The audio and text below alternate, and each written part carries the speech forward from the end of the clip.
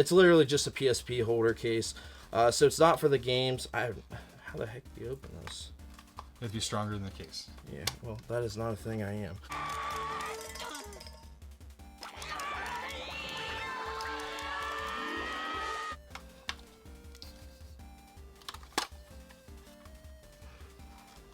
Yeah, there you go. There you go. It holds the system. That's it. Officially branded. Hey, Game Junkies. This weekend I took Brandon to one of my favorite places, the Flea Market on South High Street here in Columbus, Ohio. And although it wasn't great because everybody was a little afraid because of the rain, we did get a couple pickups. Yeah, we got a couple things here. It was okay. You said it wasn't a great day, right? Yeah. Like normally? Yeah, sometimes that place can be like hit or miss at times. And you never know. Sometimes it's literally like, I've been there where it's like been 3 vendors. Yeah.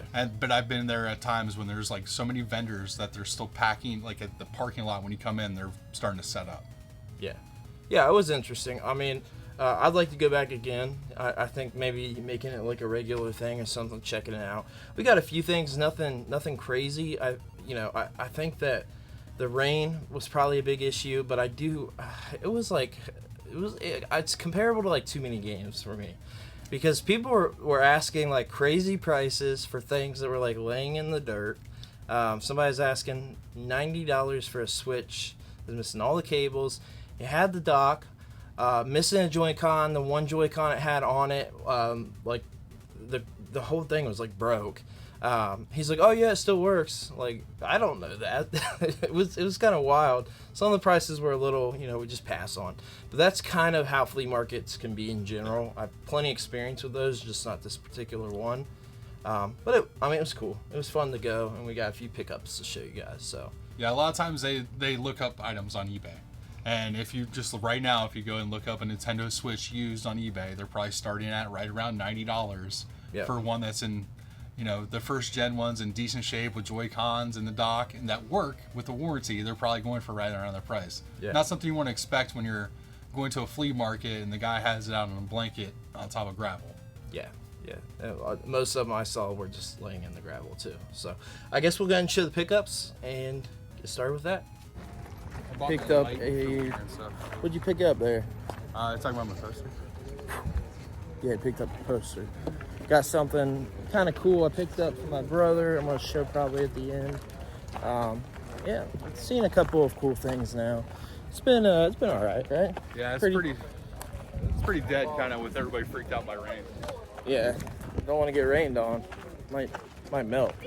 Alrighty, so I'll start off with my pickups. So as I've been there so many times, I actually did pick up a little bit more. Yep. Brandon would kind of stop at a booth, and as he was talking a little bit longer than I would usually, I bounced, and most of my stuff was always off camera because that seems to be always when I pick up stuff. As soon as you walk away, that's when you seem to pick up the stuff. Yeah, for sure.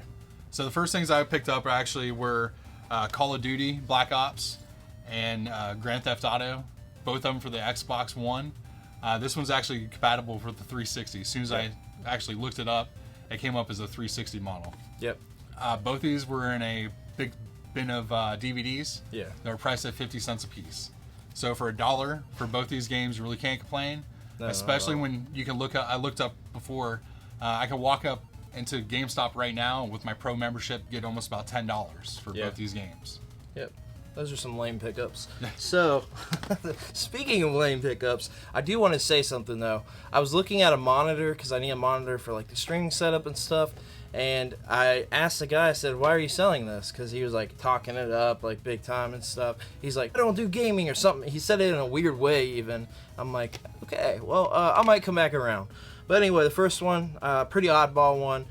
Probably going to sell this. Actually, I am going to sell it. That's why I picked up. It was literally a quarter. Pixter Deluxe software. Not much to say about this. It was for those kids' handhelds. But they were like a cart-based system. So it's kind of cool. But I've sold a few of these. Picked up for a quarter. So why the heck not? Literally on eBay right now for $25. So nothing crazy there. Fixter, a do-anything handheld computer. Fixter's pix packs and batteries sold separately. Some pix packs available later.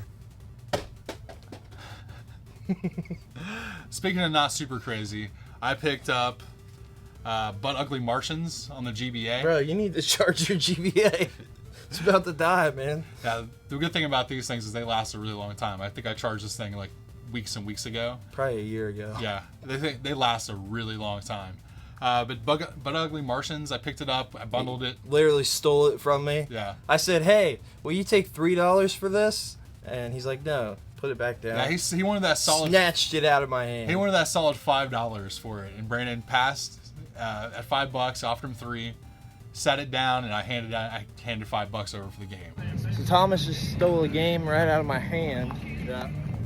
But Ugly Martians for the GBA.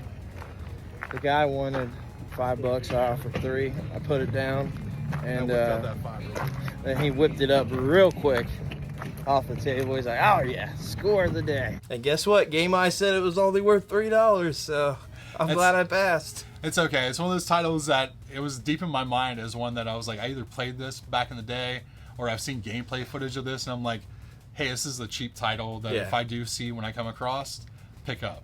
Yeah. And that's one of those good things about like the videos that we do, is when they highlight like some of the games you've never seen before. Yeah. And I just, in the back of my mind, I'm like, okay, I see gameplay footage of that. I want to play it. It's cheap. Gotta get it. Yeah, and then we tried it out for a minute. It seemed like it could be an actually interesting game, even though it's licensed. And that was a pretty, cult series back in the day. So it's kind of neat. But my next one, again, no like stellar pickups on my end, but there's a reason I picked this up, and it's going to be for a video. This is Jeopardy from Tiger.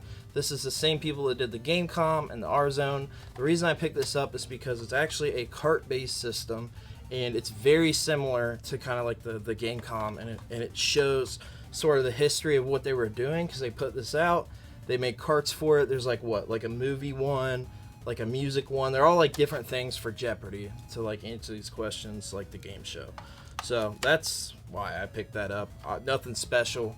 Don't care too much about it, but it's going to be for a video down the road. So yeah, I've picked them up here and there over time, and I've even picked them up with the additional cartridges in them. Yeah.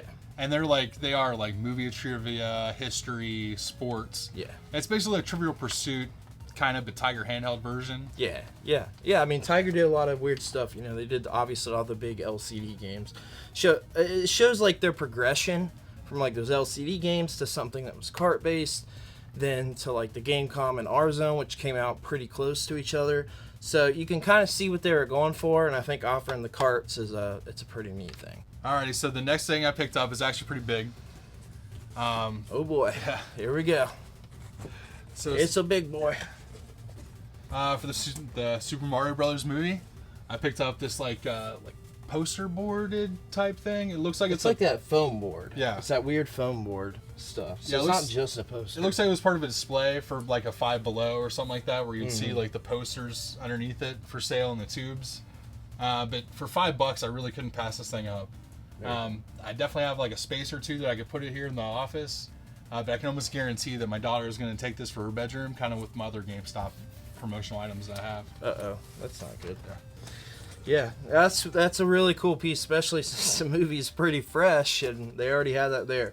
So I'm thinking it had to be like a display for something. Even potentially we thought maybe like a display to buy that poster. So this was up and they had the posters down, like the tube holders or something. But it's pretty cool. The Dragon Ball Z. Yeah. I love it. I have a huge collection in my house, but I don't have any of that. Yeah. I don't have any of those. Yeah, see, I wish my son got a Dragon Ball Z, but he got a Naruto. Oh. And I was Dragon Ball Z. It's called Naruto. Thank you. Exactly. They run funny. What a fun of them. What a nerd. Thanks, guys. Have a great morning. You too. So the next one, again, not game related, and I actually picked this up for my brother, but this is the Darth Tater Complete the Box, new in the box. The reason I picked this up is because he had it as a kid, and it was one of his favorite toys, and I'll have to have him on sometime to talk about it, but he had a pretty large potato head collection, and I am not joking. He had a large one, had the Optimus Prime, whatever the weird potato name was for that one.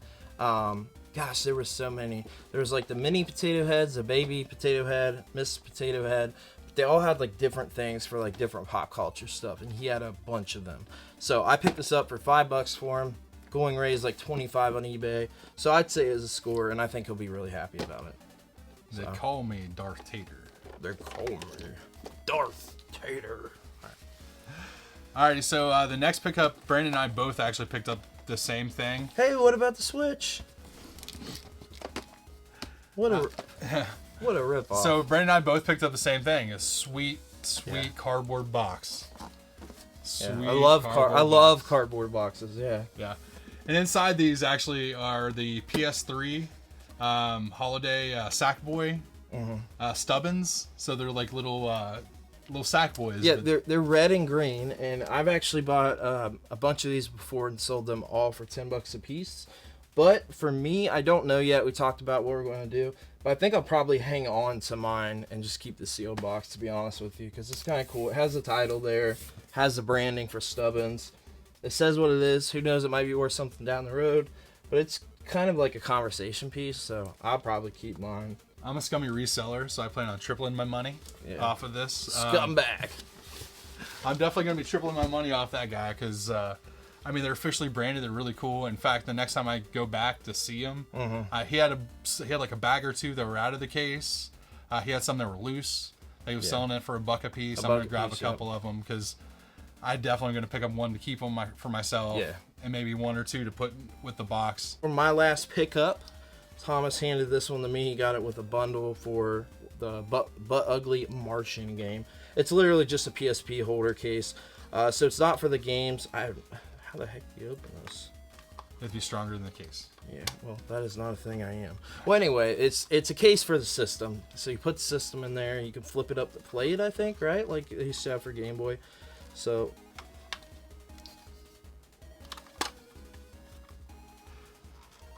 yeah, there you go. There you go. It holds the system. That's it. Officially branded. Kind of cool. It does have a space for a couple loose games as well. Yeah. So kind of cool. And I have the officially licensed like holder for the games as well that looks very, very similar to that. So I'll probably put that up on the shelf right by it. But definitely a cool piece. So I think overall it was a pretty decent day of game hunting, finding some cool things. We didn't get a bunch of stuff, but we had fun. We got to film this video, and we did get a couple of cool scores. So I think we had a pretty good time, and you got one final pick up the show there. Yeah, this is one of my favorite things that I picked up at the Flea, and it's one I've actually been waiting for a little while. I actually got a Nintendo. What, an ugly Switch? Yeah, I actually got a Nintendo Switch for $5. Yeah, that's crazy. Yeah, it's missing the Joy-Cons. It's got a scratch on the screen. It doesn't have the kick in the back, but it actually works pretty well. We put it on the charger. Everything seems to be working. Playing games? Yeah, but I've been looking to replace the one I have for a little while. The Switches are, even like this, are kind of expensive. Yeah, it's kind of crazy.